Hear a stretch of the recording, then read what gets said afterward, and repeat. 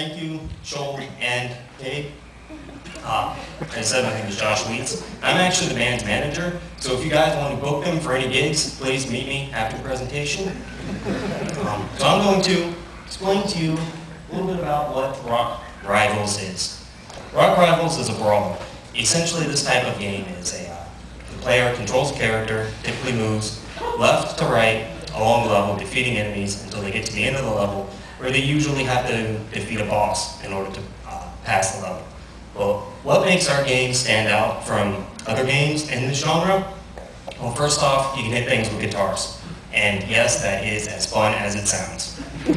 Next, we have combo attacks. You can utilize certain attacks together in order to create more devastating attacks on your enemies.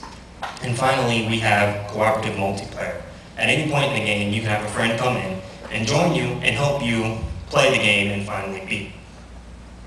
If you're still confused, don't worry, I have a small visual demonstration of how our game is played. As you can see, on the left, we have our player. On the right, we have one of our enemies. The enemy comes on screen, he's going to go after the player. The player's not going to like that, so he's going to attack him. We're going to put a hit reaction on the enemy, and he's looking pretty hurt there. So how about we utilize one of our combo attacks, bring the guitar upwards, and knock our enemy back. And now, let's go ahead and finish him off. We're going to utilize one of our special musical bass attacks that we call the rock out attack.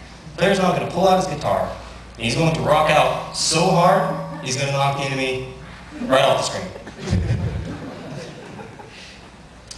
But who exactly are these characters on screen, and why are they fighting?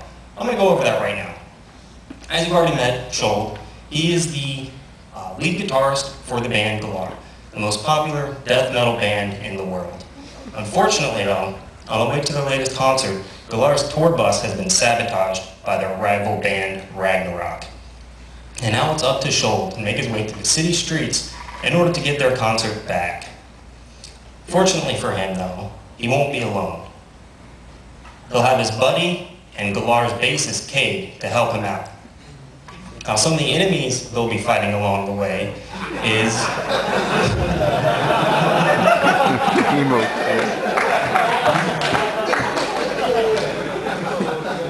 This is the emo kid, and this is our weakest enemy. He's very easy for Joel and Cade to dispatch alone, but packs of emo kids can give them a lot of trouble. He utilizes slap attacks, and as you can see, he's very skinny. He should probably eat more. Unfortunately, we think this next enemy has been taking all of his food.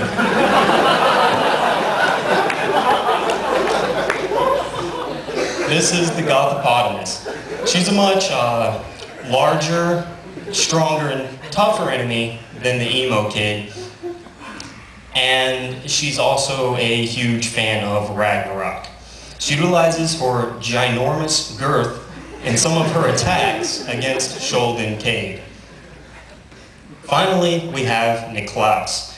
He's the lead guitarist and vocalist for Ragnarok, and this is the guy trying to steal the show from Galar. So this is going to be the main bad guy of the game. Unfortunately, though, he's a little bit stronger than the emo kids and the Gothopotamus. He also has a few surprises in store for Joel and Cade if they ever meet.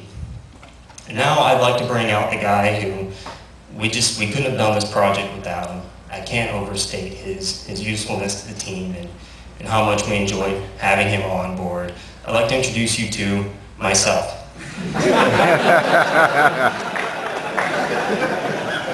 As you already know, my name is Josh Weits, and I was the project lead for Epidemic Pants. Some of the things I worked on were the Gantt chart or scheduling, the enemy AI, and the token system, and anything else I missed up there. But what I'd like to talk to you about today is the token system, why we use it, and how it helps us. As you can see, Joel's on screen, and he's being surrounded by a bunch of emo kids. When they see Joel, they're going to come after him.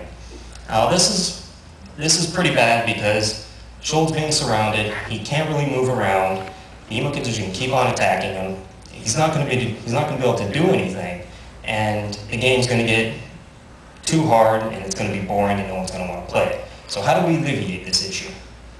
Well, we place a number of points around Shoal and around the screen that we call tokens. When the enemies come on the screen, they take one of these tokens and they pursue it. Now, if a token is near Shoal, the enemies will attack him.